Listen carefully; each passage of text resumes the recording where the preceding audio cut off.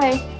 In today's video, I wanted to talk about young people not getting married or waiting until much later in life to get married.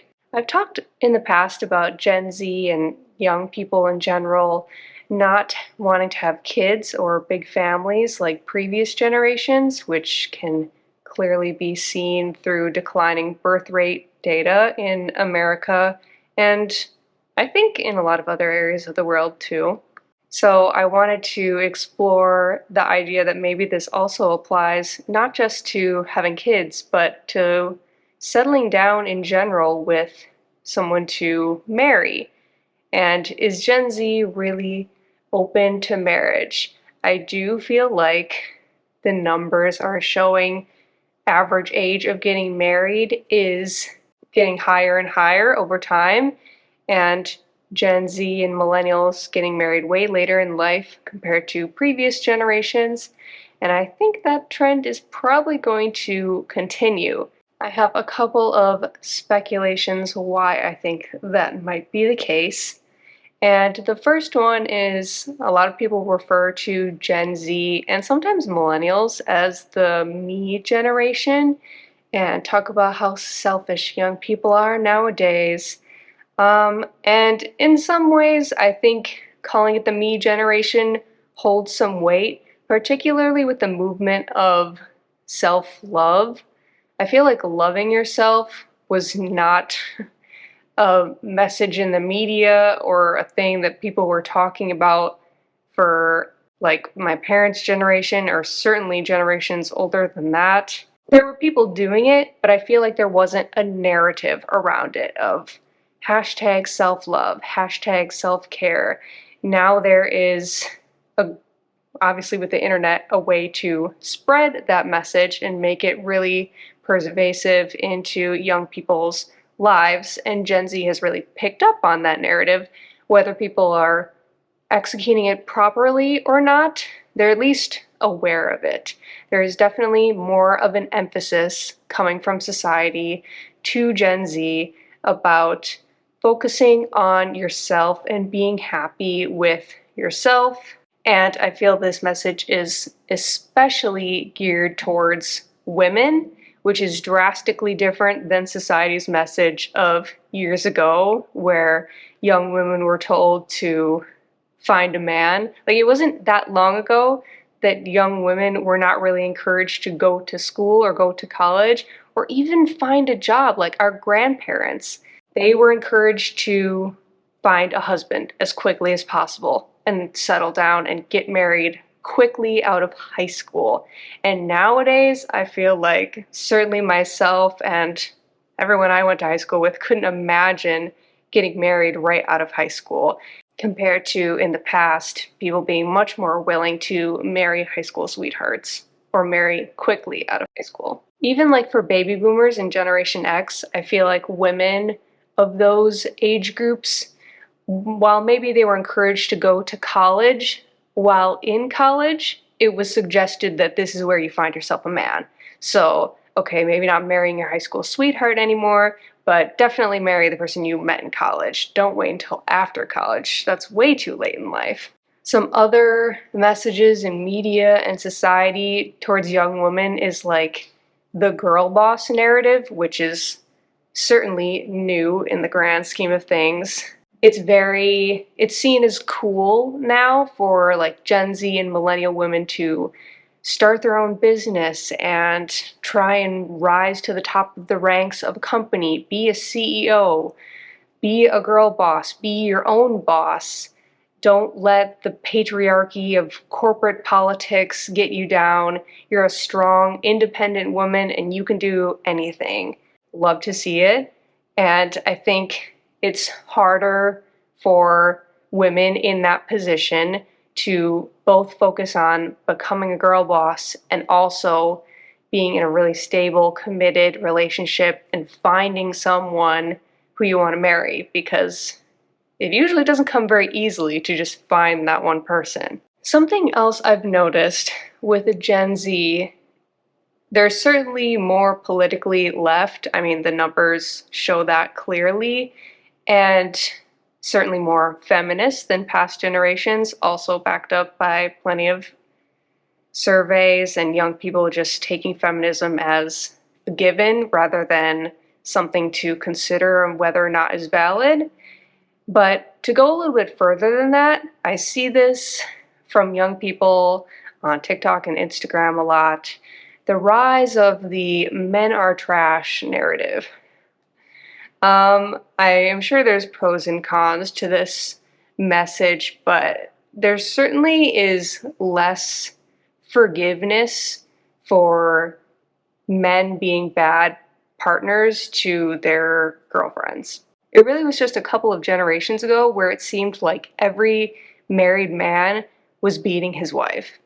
And not to say that people don't experience domestic abuse today, but I feel like women today are maybe a little pickier, and when men make mistakes, they're encouraged to dump his ass. You see this like in Stranger Things. That's a good recent example of Mike makes a mistake and all your friends gather around you and say, get rid of him, don't give him a second chance, even though in the show she does. I feel like young women today are made to feel embarrassed if you take a guy back, or embarrassed if you feel like you're really falling for a guy. It's like something to make fun of, like, oh, you're becoming like mushy, you're simping for him, you're like whipped for him. This is something that also men get made fun of a lot for, making them not want to commit either because they are harassed and hassled because you're like, oh, what, do you really like this girl? As if it's a bad thing. Maybe your friends or even family sometimes, other young people encouraging you, like, these are your young years. Like, this is where you're supposed to live it up before you're old. You don't want to waste these years settling down. You don't want to close yourself off too early. This gets into age dynamics as well. I really feel like 30 is the new 20. I don't know if this has to do with people being healthier for longer, like lifespan, or what this has to do with, but like even popular influencers nowadays. There's tons of famous popular influencers who are approaching 30 or even in their 30s who are still thriving, doing amazing, beautiful, lots of young women looking up to them. Granted, plenty of 16-year-old influencers as well, but like on TV, I've noticed this.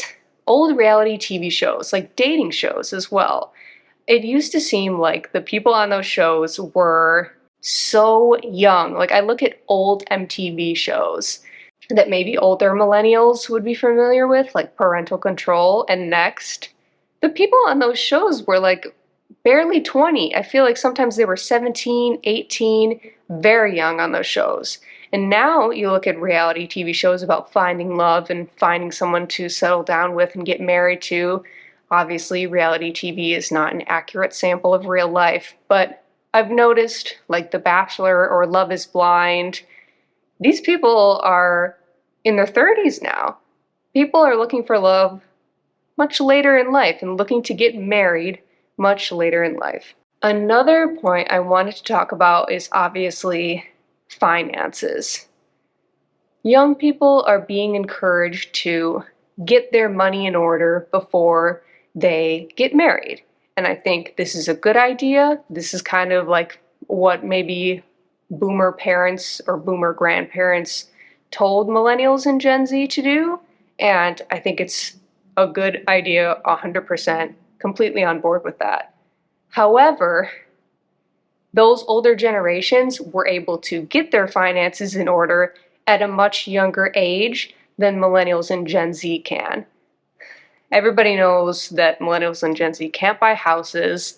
They're struggling to afford purchasing property at all. It seems like we're all going to be stuck renting forever because everything costs so much more and we're not paid high enough wages to be able to afford things like houses and things that are considered to be settling down. I'm glad that financial stability is being pushed as a priority, but but it feels so far out of reach for young people, especially with the pervasiveness of attending college and the price of college now compared to the price of college just a short time ago. College was so much more affordable comparatively to wages. Now, Gen Z and millennials go to college, and the thought of buying a house after college seems so far away because you've just loaded yourself up with a ton of debt. And now you're going to add on more debt by buying a house? I really kind of hate talking about financial stability for young generations because I feel like I'm such a doomer, but I'm just looking at the evidence and the numbers of how long it takes young people to become financially secure, and it's really sad to think about. Even if you do want to find someone to get married to, you feel like even if it's what you want, it's getting pushed out because you don't have the finances to support it. And this argument really relates to why young people aren't having kids. Even if you want them, you just can't afford it.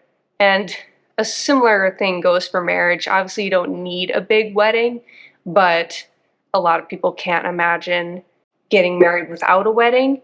And weddings are usually a huge expense, and it's tempting to try and push it off until you have more money saved. And lastly, I wanted to speak about online dating. Older generations like Gen X and certainly older millennials did have online dating when it first came on the scene, and it was very marriage focused, it seemed. Like places like Match or even OkCupid, it felt like it was for serious relationships. Or even like Facebook felt like it often led to serious relationships and people meeting on Facebook and getting married. Online dating now is so much more about casual dating, meeting someone on Tinder once and only once. Even like Bumble, which feels a little bit more serious, you're still swiping. It feels lighthearted, it feels playful. It doesn't feel like I'm looking for a candidate to marry. When Gen Z reached teen years, Tinder was like at its peak. I was in college when Tinder was like at its height, and everyone was just treating it like so casually, so flippantly. People weren't looking for a marriage candidate on Tinder or on Bumble, even on Hinge when that popped up like somewhat recently.